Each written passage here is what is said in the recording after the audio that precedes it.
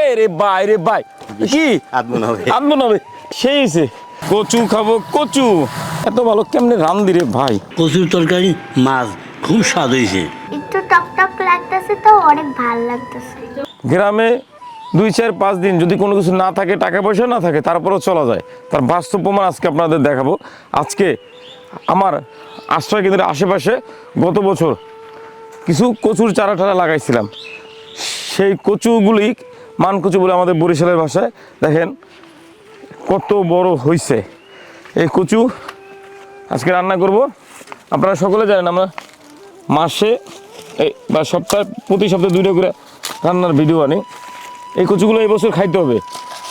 এবছর না খেলে আগামী বছর আরও বড় হবে তবে এবছর খাবো কারণ বর্ষার আগে খাইয়ে ফেলাবো তো মজাটা হলো গ্রামে দেখেন কত বড় হয়েছে বাবা আর এটা আর 1 বছর রাখলে কত বড় হতো না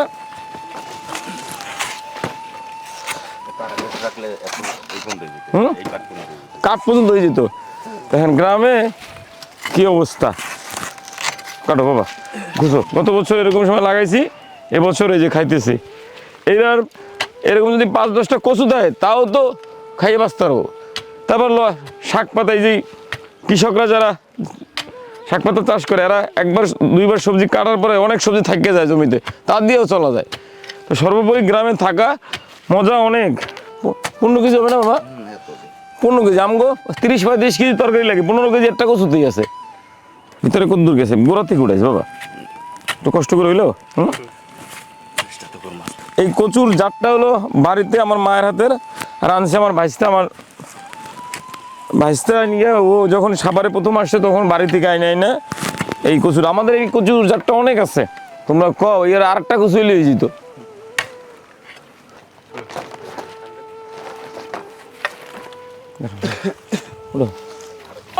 এ রে ভাই কি আদমন হবে কি শুভাকাঙ্ক্ষণ পাশে দেন কি সুন্দর ওই জাতের কচু হয়ে বইছে কিন্তু আজকে এগুলো খাবো না এগুলো না এদিকে টোকাই টাকাই খাবো আজকে এগুলো রাখবো না বর্ষায় এবার পানিতে তলাই যাবে না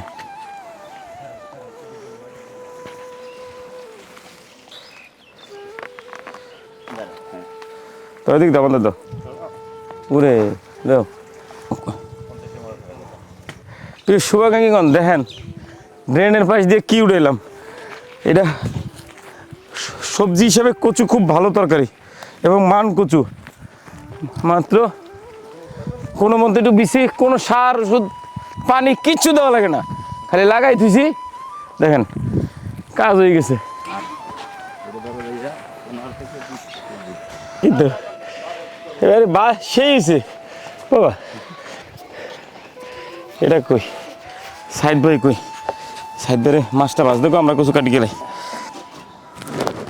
কাটো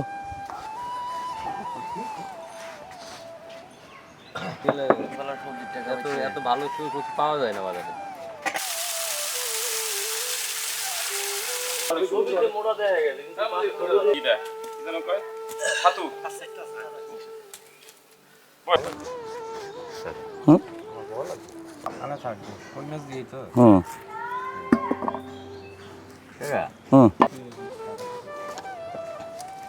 বাবু না বাবা বিধান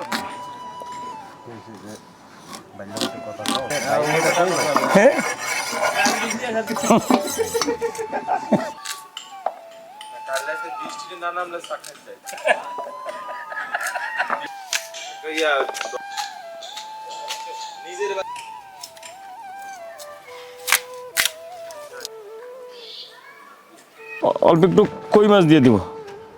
হাফ হাফ করে বাবারে আমাদের মেইন হলো রান্না হলো কচু এমনি কই মাছটা দিব কচু খাইতে হয় হাঁসের মাংস গরুর মাংস তারপরে শক্ত বাইন মাছ কই মাছ শিং মাছ শোল মাছ দিয়া তো আমাদের তো বাইন মাছ শিং মাছ নাই যার জন্য কই মাছ দিয়েই খাই এটা মাখানা দাও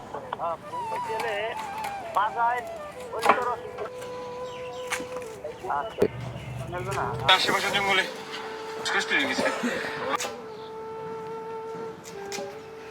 কচুর কষটা যেন না চুলকে এর জন্য বেশি করে একটু লবণ দিয়া কিছু সময় রাখতে দিয়া গরম পানি দিয়ে ধুয়ে লাবো আর দেবো না এটা দাও এটা আনো বসা দাও যদি চুলকায় এর জন্য রিস্ক নেব না আর কি দেখছেন দাদা কচুটা কত সাদা বাবা হুম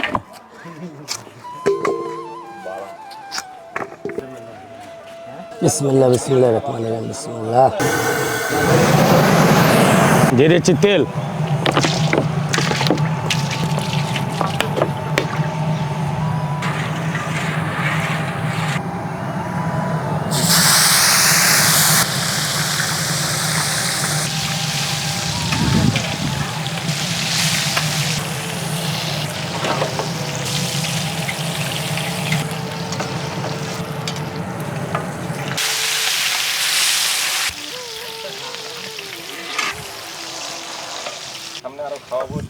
বিশেষ করে আমাদের বরিশাল অঞ্চলে যারা কচু প্রেমী কচু ভালোবাসেন তাদের জন্য রান্না শিখাই দেয় কচুতে কিন্তু জিরা খাইতে হবে দিলাম পরিমাণ মতো জিরা আর একটা জিনিস লাগবে কচুতে ঝাল লাগবে ঝাল না লাগলে কচু যদি একটু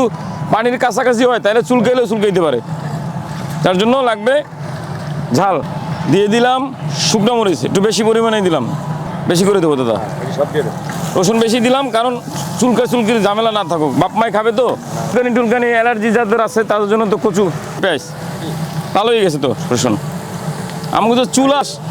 অনেক বাতাস কারেন্ট না থাকলেও চলা যায় দিনের বেলা অন্তত না দাদা দিয়ে দিছি পেঁয়াজ দিছিলাম এখন দিয়ে দিলাম কাঁচামরিচ একটু স্বাদের জন্য রিস্ক নিতে চাইতেছি না বাবা মার অ্যালার্জি আছে তো আবার চুলকাইতেও পারে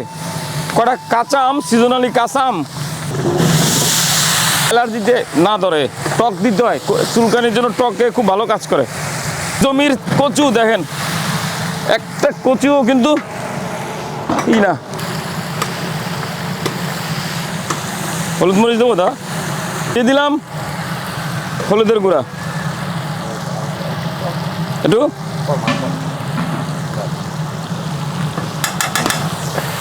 এক চামচ দিলাম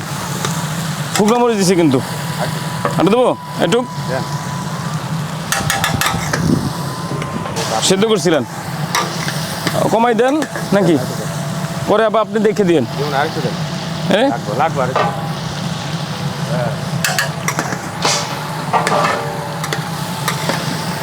কচু খাবো কচু একভাবে না একভাবে চলতে তো হবে আসলে বাজার করার যে মাছ কিনে যে আনবো এটার অবস্থা নাই কই মাছ পুরনো ছিল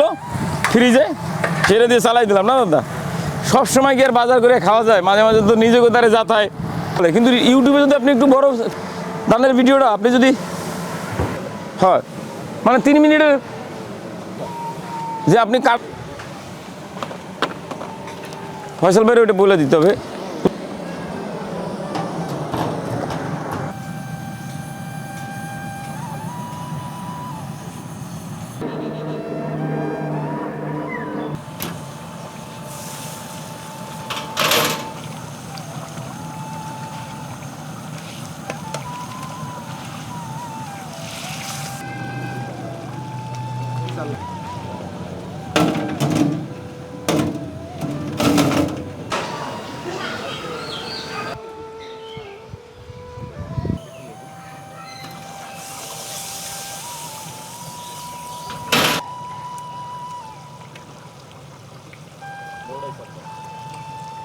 নাই মাছের পিসের চিন্তা নাই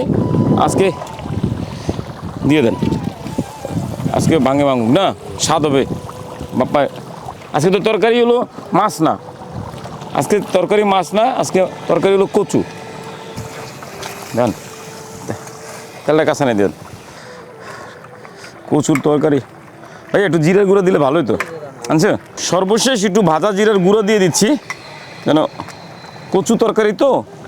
মাইটা তরকারি মাইটা জিনিস হ্যাঁ কঠিন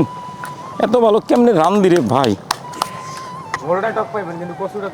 কচুতে টক পাবেন না দাদা লাগতেছে আর কি টক টক চুরকি লাগতেছে রান্না শেষ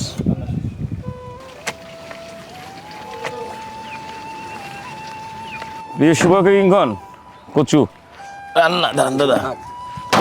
কে একটা বিনীত অনুরোধ হলো কি আমি আর আজকে বাবা মারে খাবার দিতে উপরে যাচ্ছি না আমার সহকর্মী আমার সাথে যারা বাবা মাদের দেখভাল করে তারাই খাওয়াবে 3 পিস 4 পিস করে কচু দেবে, মাছের টুকরা দেবে। তো সকলকে অনুরোধ থাকবে আমাদের ইউটিউব চ্যানেলটা লাইক শেয়ার সাবস্ক্রাইব করবেন। আমাদের ইউটিউব চ্যানেলটা যেন উঠে, আমাদের Facebook page Milton Sumanta channel নলেজকার সাবস্ক্রাইব করবেন। প্রিয় শুভাকাঙ্ক্ষীগণ, ঈদের পরে আমাদের খাবার আছে, চলতে পারতেছে, কিন্তু নগদ অর্থ আপনারা তো সকলে জানেন খুব বেশি ভালো নগদ অর্থ আসে নাই। আপনাদের অনুরোধ থাকবে আমার বাবা মাদের একটু নগদ অর্থ দিয়ে সহযোগিতা করবেন। আপনাদের বলি, এই মানুষগুলোর দায়িত্ব আমাদের সবারই। এরা একটা সময় আপনি আমিও যে রাস্তায় আসবেন না তার কোনো গ্যারান্টি নাই। তো আমরা যদি একে অপরকে সাহায্য না করি, এই মানুষগুলোর আসলে আমার একার পক্ষে এত খাবার এত কিছু আয়োজন করা মুশকিল।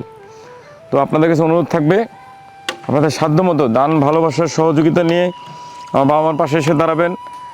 একই সাথে বাবা মাদের দেখতে আসবেন। আমাদের বরিশাল দক্ষিণ অঞ্চলে যারা আছেন তাদের তো বাসায় কচু গাছ থাকার কথাই। কচু আজকে যেভাবে রান্না দিলাম, জিরা শুকনো মরিচ একটু ঝাল পাড়াই দিয়ে একটু আম বা তেঁতুল অথবা জলপাই দিয়ে রান্না করে খাবেন,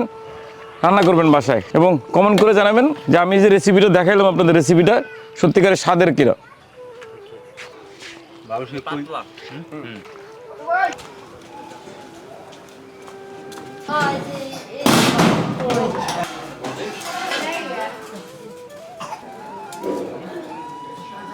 আল্লাহ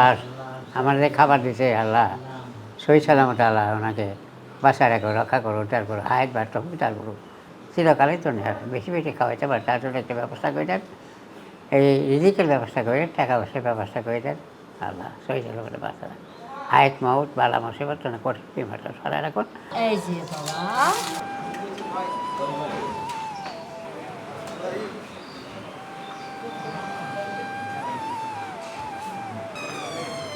কচুর তরকারি মাছ খুব স্বাদ হয়েছে।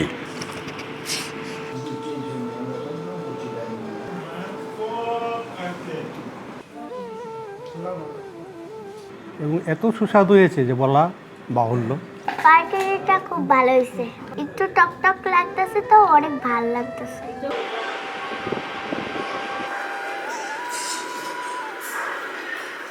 মজা হয়েছে, মজাই হয়েছে।